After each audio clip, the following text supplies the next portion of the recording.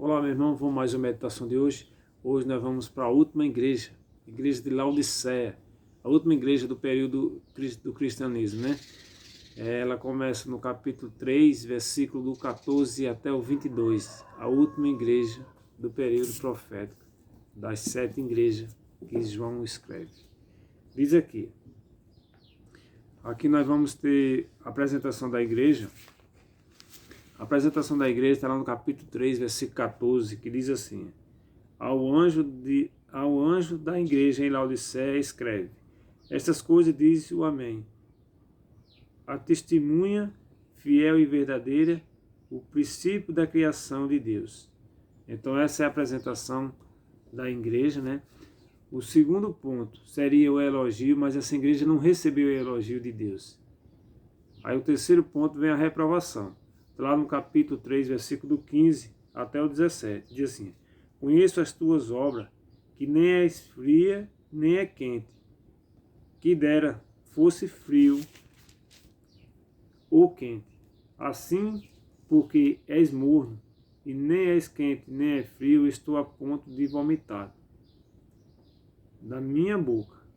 Pois dizei, estou rico e abastado, e não preciso de coisa alguma. E nem sabe que tu és infeliz, sim, miserável, pobre, cego e nu. Então essa é a reprovação da igreja de Laodiceia. E o conselho que Deus dá para essa igreja?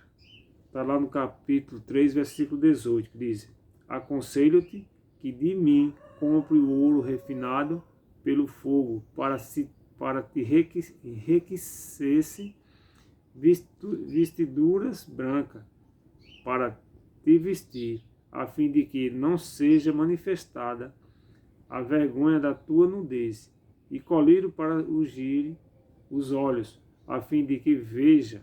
Então esse é o conselho que Deus dá para essa igreja. E agora a promessa.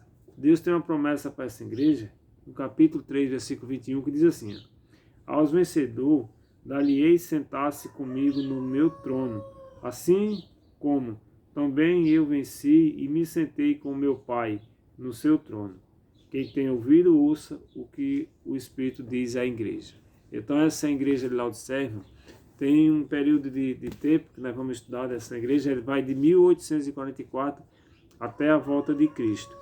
E diz aqui, Laodiceia, uma igreja autossuficiente. Então ela se achava rica, poderosa, ela não dependia de ninguém.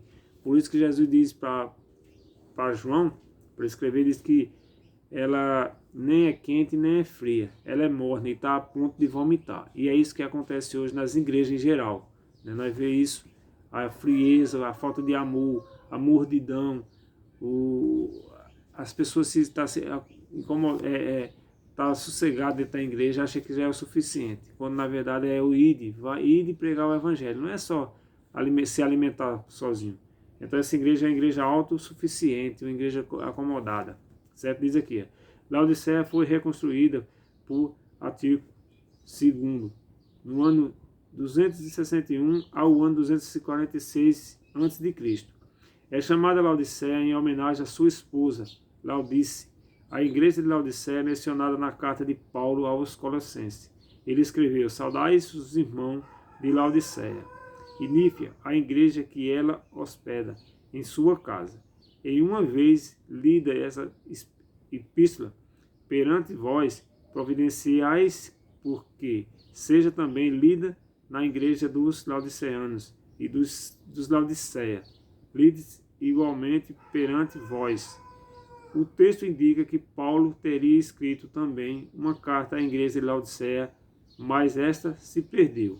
Então, veja só, a igreja de Laodiceia já é conhecida, né? João escreve, depois Paulo reforça também escrevendo para Laodiceia.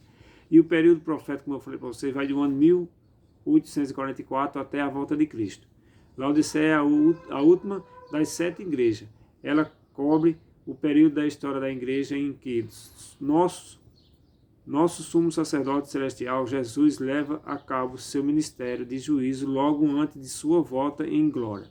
Jesus iniciou seu ministério como sacerdote logo após a sua ascensão, de acordo com a profecia das 2.300 da tarde e manhã, no ano de 1844, ele começou a oficiar também como sumo sacerdote. Então Jesus Cristo é o nosso sumo sacerdote lá. Lembra de novo, mais uma vez, né, o ritual do santuário, sacerdote e sumo sacerdote, só podia entrar o sumo sacerdote uma vez no ano, para a purificação do templo. Então tem todo o ritual desse estudo, né? E diz aqui, embora Jesus esteja no santuário celestial, intercedendo e julgando os seus filhos, o estado espiritual dos membros da igreja de Laodiceia é de profunda lentagem.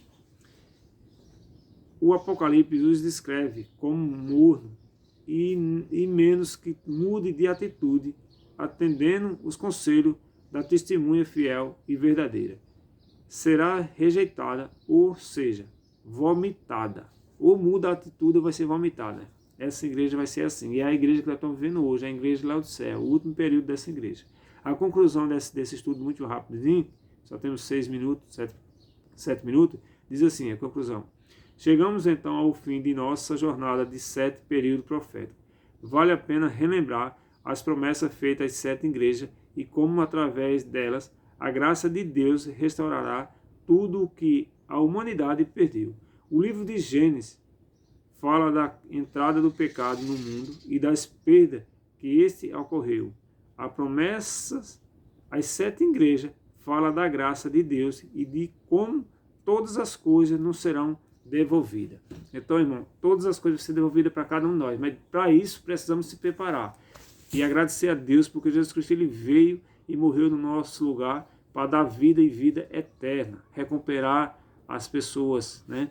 Então o pecado ele veio só para matar, roubar e destruir, mas essa igreja já está apontando que muitas pessoas estão dormindo dentro da igreja, a mordidão, a falta de fé, está acontecendo isso. Então que nós possamos despertar um grande revivamento, pregar o evangelho, levar pessoas para o braço de Cristo, fazer pessoas se entregar a Cristo, porque o sinal do batismo, irmão, para cada um de nós é mostrar que lado nós estamos. Então todos aqueles que sabem qual é o lado que vai estar, ele tomou a decisão do batismo para mostrar para as pessoas que tomou uma correta decisão, porque Cristo já morreu por nós. E Cristo, sem nenhum pecado, ele se batizou, para dar um exemplo para nós. Então esse é o maior exemplo de batismo na Bíblia, seria Jesus Cristo.